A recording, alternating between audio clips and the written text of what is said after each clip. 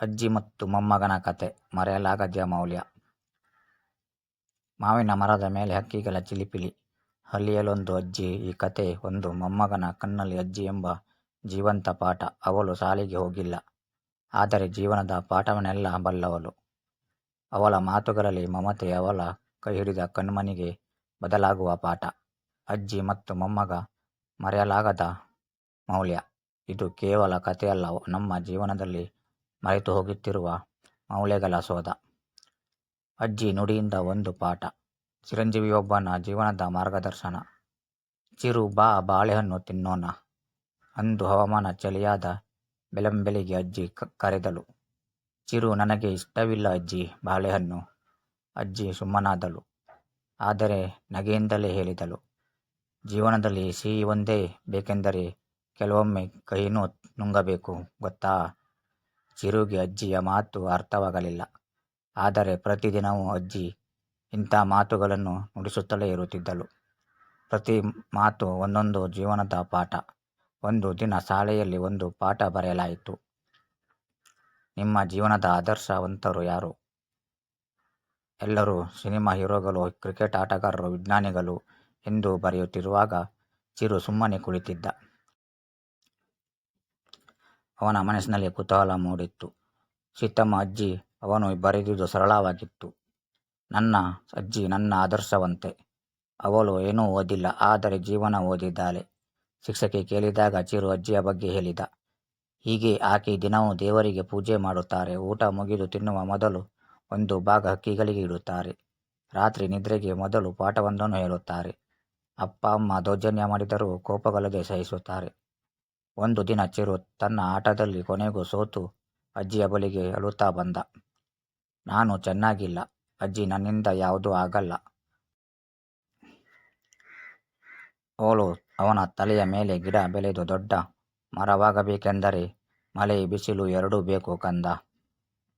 ಆ ಮಾತು ಚಿರು ದಿನವನ್ನೇ ಬದಲಾಯಿಸಿತು.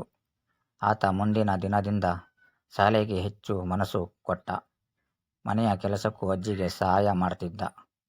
ಅಜ್ಜಿ ಅನಾರೋಗ್ಯದಿಂದ ದಿನಗಳು ಕಾಲ ಸಾಗಿದಂತೆ ಅಜ್ಜಿಗೆ ಆರೋಗ್ಯ ಹದಗೆಡುತ್ತಿತ್ತು. ಆದರೆ ಅವಳು ನಗುತ್ತಲೇ ಇದ್ದಳು. ಒಂದು ದಿನ ರಾತ್ರಿ ಚಿರು ಕೇಳಿದ, ಅಜ್ಜಿ, ನಿನ್ನ ಈ ನಗು ಯಾವತ್ತೂ ಬಿಡಲ್ಲ ಅನ್ಸುತ್ತೆ. ಅವಳು ನಗುತ್ತಲೇ ಹೇಳಿದಳು, ನಗು ಒಂದು ಮಂತ್ರ ಚಿರು, ದುಃಖವನ್ನು ಶಾಂತಿಗೊಳಿಸುವ ಮಂತ್ರ. ಅದನ್ನು ಬಿಟ್ಟು ಬಿಡೋದೇ ಇಲ್ಲ. ಅಜ್ಜಿ ಕೊನೆಯ ಪಾಠ. ಒಂದು ದಿನ ಅಜ್ಜಿ ಹಾಸಿಗೆ ಹಿಡಿದಳು. ಚಿರು ಪಕ್ಕದಲ್ಲೇ ಕೂತ. ಆಕೆ ಹೇಳುತ್ತಿದ್ದ ಕತೆ ಅರ್ಧಕ್ಕೆ ನಿಂತಿತ್ತು. ಚಿರು ಆ ಕಥೆಯ ಪಾಠವನ್ನು ಇಂದಿಗೂ ನೆನೆಸುತ್ತಾನೆ. ಜೀವನದಲ್ಲಿ ಎಲ್ಲವನ್ನೂ ಕಳೆದುಕೊಂಡರೂ ಮಾನವತೆಯ ಉಳಿಸಿಕೊಂಡರೆ ನೀನು ಗೆದ್ದವನಾಗ್ತೀಯ. ಇಂದಿನ ಘಟನೆಯ ನಂತರ ಅಜ್ಜಿ ಸೀತಮ್ಮ ಹಾಸಿಗೆ ಹಿಡಿದಿದ್ದು ದಿನಗಣನೆ ಆಗಿತ್ತು. ಚಿರು ಈಗ ಮತ್ತೆ ಅಜ್ಜಿಯ ನೆರಳು ಹುಡುಕುತ್ತಿದ್ದ. ಹೊತ್ತಿಗೆ ಪಾಠ ಮುಗಿದ ಕೂಡಲೇ ಓಡುತ್ತಿದ್ದನು ಅಜ್ಜಿಯ ಹಾಸಿಗೆಗೆ. ಅಜ್ಜಿ ಗಾಳಿಯತ್ತ ನಿಧಾನವಾಗಿ ಉಸಿರಾಡುತ್ತಿದ್ದಳು.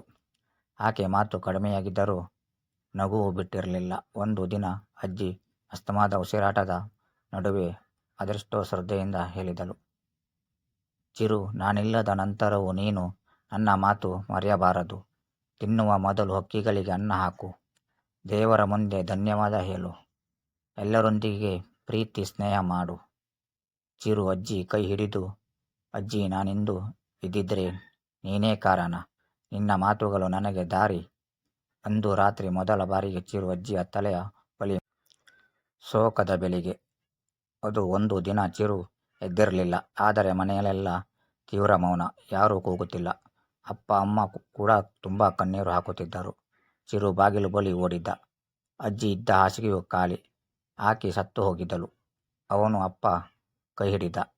ಅಪ್ಪ, ಅಜ್ಜಿ ಸತ್ತು ಹೋದಳು ಚಿರು. ಇನ್ನು ಮುಂದೆ ಅವಳು ನಿನ್ನ ಕನಸಿನಲ್ಲಿ ಮಾತ್ರ ಬರುವವಳು ಚಿರು. ಅಜ್ಜಿಯ ನೋಡದಂತೆ ಮೌನವಾಯಿತು. ಆ ಕ್ಷಣ ಅವನಿಗೆ ಅರ್ಥವಾಯಿತು, ಕೆಲವರು ಮರದಂತೆ ಅವರ ನೆರಳು ಇಲ್ಲದಾಗಲೇ ನಾವು ಅವರ ಇರುವತ್ತೆಯ ಮೌಲ್ಯ ತಿಳಿಯಬೇಕು.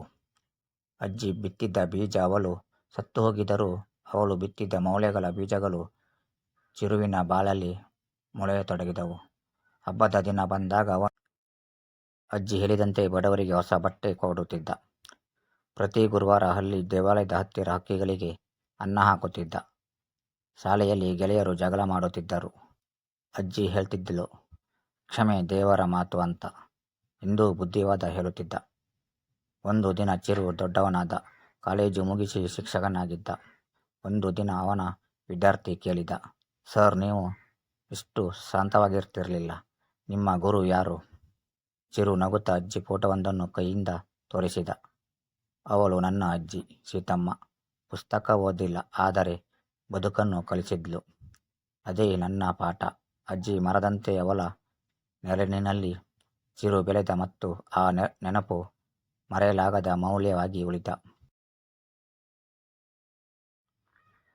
ಸಬ್ಸ್ಕ್ರೈಬ್ ಮಾಡಿ, ಹಾಗೆ ಬೆಲ್ ಐಕಾನ್ ಒತ್ತಿ. ನನ್ನ ಮುಂದಿನ ಎಲ್ಲ ವಿಡಿಯೋ ನೋಟಿಫಿಕೇಷನ್ ಮೂಲಕ ನಿಮಗೆ ತಲುಪುತ್ತೆ. ನಿಮ್ಮ ಅಭಿಪ್ರಾಯವನ್ನು ಕಮೆಂಟ್ ಮೂಲಕ ನನಗೆ ಬೆಂಬಲ ನೀಡಿ. ನೈತಿಕ ಪಾಠ: ಪ್ರೇಮ, ಬುದ್ಧಿ, ಶ್ರದ್ಧೆ ಈ 3 ನೈತಿಕ ಅಂಶಗಳು ಮನಸ್ಸಿನೊಳಗೆ ನಡೆಸಲು ಬೇಕಾದ ಬೆಳಕು ಒಂದು ಅಜ್ಜಿ ನೀಡಿದರೂ ಸಾಕು. ಅವಳ ಮಾತು ಜಾತಕವಲ್ಲ, ಆದರೆ ಜೀವನವನ್ನು ಸಾಗಿಸುವ ದಾರಿ.